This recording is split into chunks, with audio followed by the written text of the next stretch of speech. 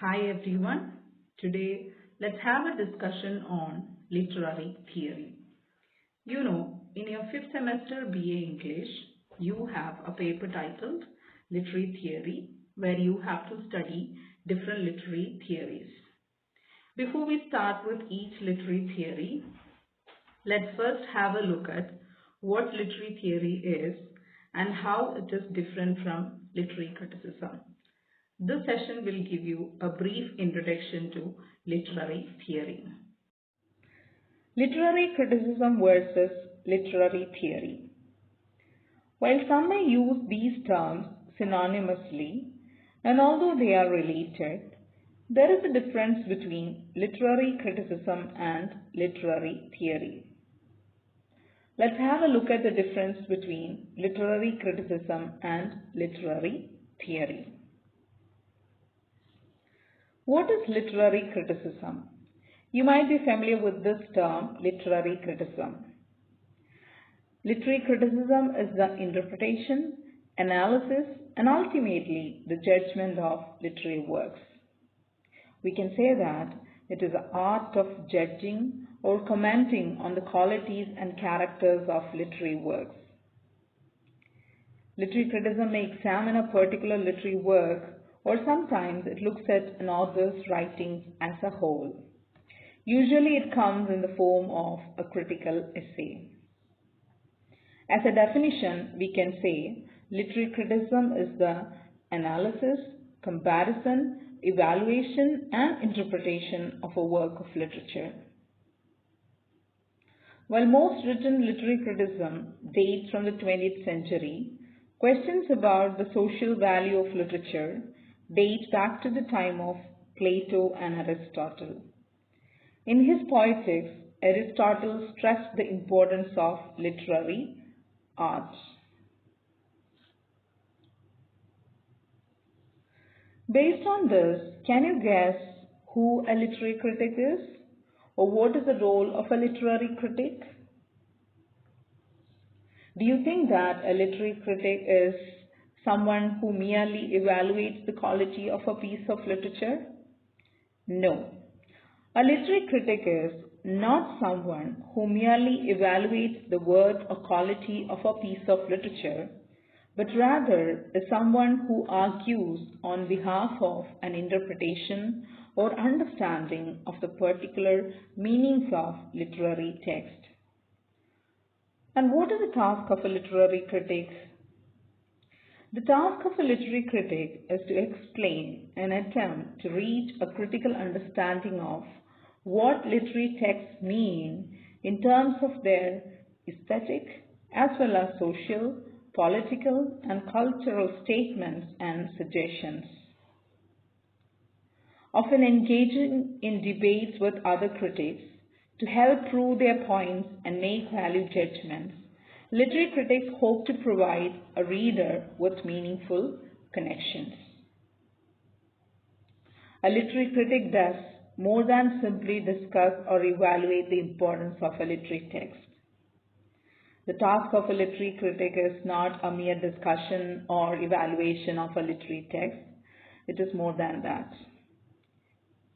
A literary critic seeks to reach at a logical and reasonable understanding of what an author intends for it to mean and what different cultures and ideologies render it capable of meaning. Now, let's have a look at what literary theory is and how it is different from literary criticism. A very basic way of thinking about literary theory is that these ideas act as different lenses critics use to view and talk about art, literature, and even culture. These different lenses allow critics to consider works of art based on certain assumptions within the school of thought or theory. The different lenses also allow critics to focus on particular aspects of a work they consider important. Literary criticism, the study of a literary text, can begin with a particular literary theory. Literary theory is the idea that guides literary criticism. Theory helps to differentiate literary text from the others. It works to classify literary text into categories and schools of thought. One way to think of literary theory is that it acts as a critical lens or a view to view a particular work. Literary theory helps us to go inside of the text and understand the written works from many different viewpoints.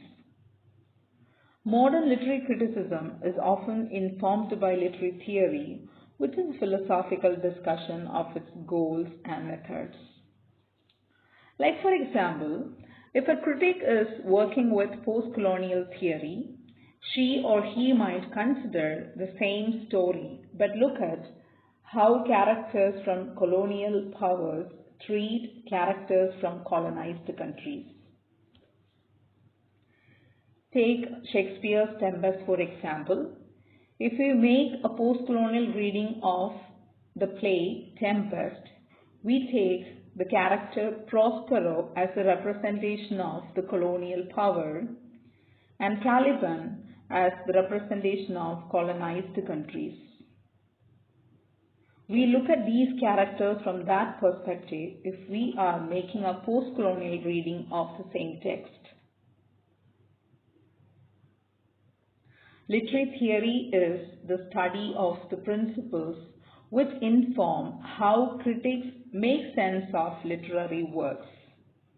It provides a framework for our discussion of a text. In the second half of the 20th century, theory became the dominant and central concern in the discipline of literary criticism. The word theory stands for many theories borrowed or accepted by literary criticism from several disciplines like anthropology, sociology, Marxism, philosophy, psychoanalysis, linguistics, etc. We have different theories like new criticism, formalism, structuralism, post-structuralism, postmodernism, postcolonialism, feminism, new historicism, etc. We'll study all these theories in detail in the coming sessions. These are some of the discussion topics to ponder on.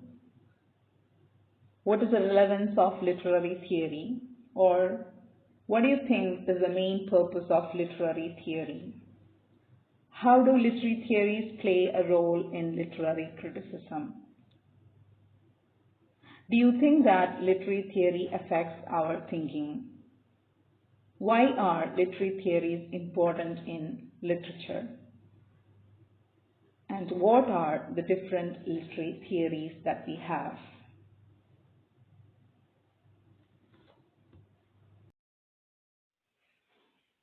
I hope you got a clear idea about what literary theory is and how it is different from literary criticism.